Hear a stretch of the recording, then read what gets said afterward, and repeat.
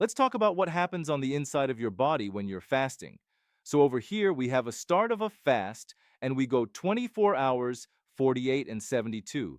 So there's a lot of really magical things that happen when you fast. Our bodies have developed over a long period of time and have adapted to starvation many, many times. So we have all these unique proteins that get expressed or turned on that have to do with your brain doing better. The different parts of your body is surviving better. Our bodies have not adapted to the frequency of eating like we do now, like every 3 hours. So, right around 12 hours, we get this spike in growth, hormone growth. Hormone is the anti aging hormone, it's the main fat burning hormone. It's the hormone involved with healing joints, and it's involved with protein synthesis or making different new proteins. Some people take growth hormone to get injected. I don't recommend it, but they take it to help heal certain parts of your body. But guess what? Fasting will trigger it automatically. So, just by the fact that you're fasting, you can increase growth hormone. And of course, exercise will also increase growth hormone as well. So, it starts about 12 hours and it increases as you go on and on now. At about 18 hours, you start developing something called autophagy. Autophagy is an interesting thing that happens with your body where you start recycling old damaged proteins and microbes as well. One type of protein would be the advanced glycated end products, which basically, when you combine glucose with a protein, it becomes very sticky. So let's say you're on a high carbohydrate diet, and that sugar combines with your own protein in your body, and that starts to glidecate or just kind of destroy some of the proteins in your body, and then they don't function anymore, and they get sticky and they clog things up. Well, guess what? Your body will start cleaning all that up and turning these damaged proteins into new amino acids where your body can use them. Amyloid plaquing, which occurs in the brain and other parts of the body, is a type of protein that can be cleaned up with a toffee gene. So it's any type of cellular proteins that are not working anymore in your body. Autophagy will start cleaning that up and start to renew the tissue. And it starts right about 18 hours, and it gets more and more and more. As you start fasting in about 24 hours and a little bit longer, you start to really deplete this glycogen reserve, this storage supply of glucose in your liver. So the more that the liver is depleted with glycogen, the more you're going to be running on ketones as the alternative fuel. And if you have a fatty liver, for example, your body will start using that fat and turning that into ketones. So your body is finally able to start tapping into this stored energy, and you're running more and more on ketones, which is a superior fuel. And because you're running on ketones, ketones are an appetite suppressant, so your hunger goes away. Cravings are gone. There are antioxidants, so you're building up your antioxidant reserve. They provide more oxygen, so your body is running out. More oxygen, less CO2, then it's more efficient. And because ketones are a much more efficient fuel than glucose, the thyroid does not have to work as hard. And you may find that your T3 is a little bit lower, but the thyroid stimulating hormone is normal. And all that means is your thyroid is adapting to this new type of fuel.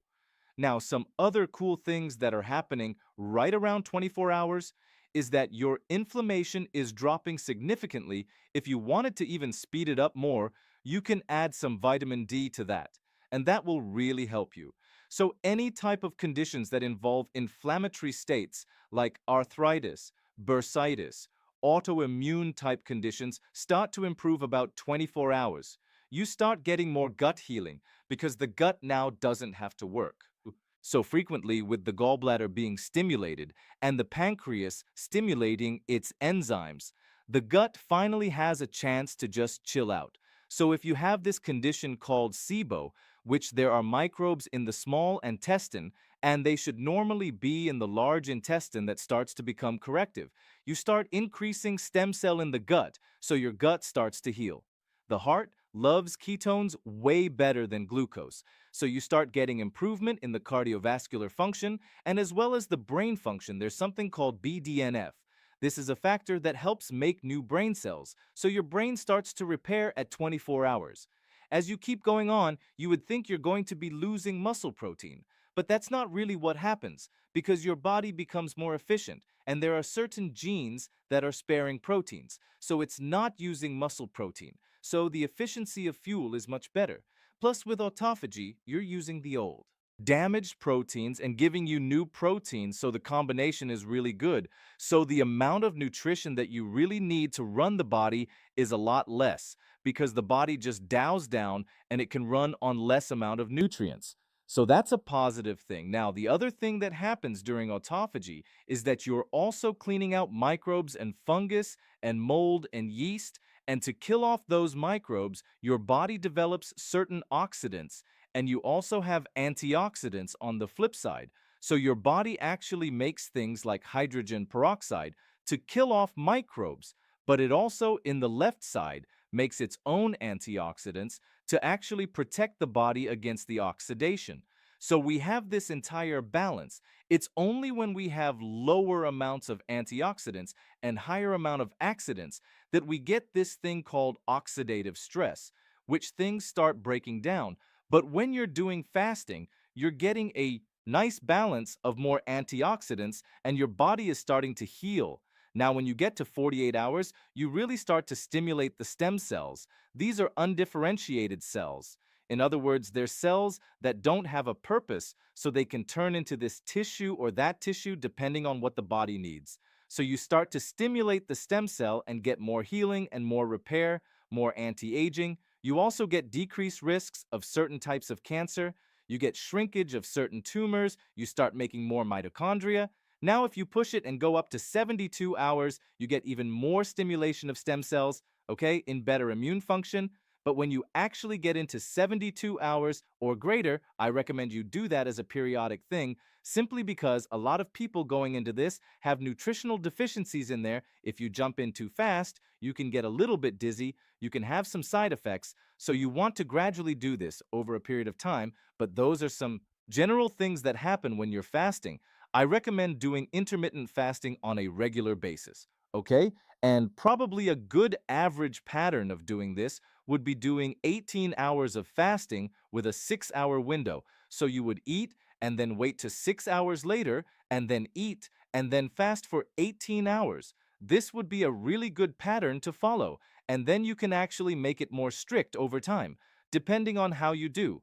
Then what you can do is periodic prolonged fasting to achieve additional health benefits, whether it's for your immune system because you have an autoimmune problem, or you just want to look younger with your skin, or you want more brain cells, you want a better heart function, better gut function, or let's say you have cancer and you want to improve that. Because one thing that fasting will do is it will increase your resistance to stress, and even if someone's on chemotherapy, it will actually help the body's resistance against chemicals and poisons, which is quite remarkable.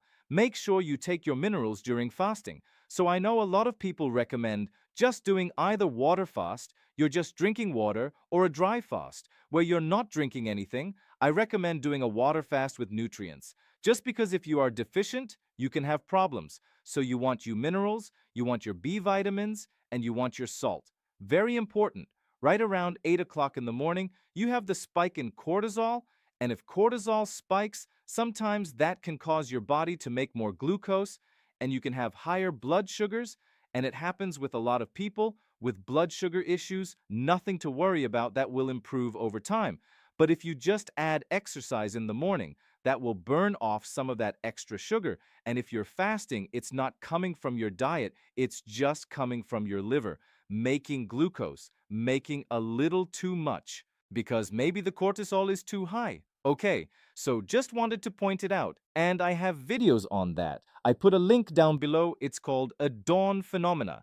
Now, if your LDL, so-called bad cholesterol, which is not really bad, low density, lipoprotein is increased. The reason for this, especially if you're not consuming or any type of significant carbohydrates and you're doing fasting, this is increased from a different reason. Think about one of the purposes of LDL. It's to deliver cholesterol to different tissues, right? Well, think about all the things that are happening when your body is fasting. You are going through a major healing process, and cholesterol is the raw material for your cell, membranes, for your brain, to make hormones, to make vitamin D, to make bile. 40% of all the cholesterol in your body is there to supply the membrane of your cells, which is essential to protect the cell and allow for things to go in and out of the cell. So maybe one of the reasons why your body might need the cholesterol to be transported through this carrier protein is healing the cellular membranes, or it could be that it needs to have the raw material to make more hormones. I would not worry about that. If you are concerned, there are various tests that you could do to determine what's happening to this cholesterol isn't doing damage or not, but I would not worry about it. But anyway, I wanted to create a video just to kind of show you what happens to the inside of your body when you're fasting. Thanks for watching. So if you want more knowledge on how to create a healthy body, subscribe now and get daily notifications.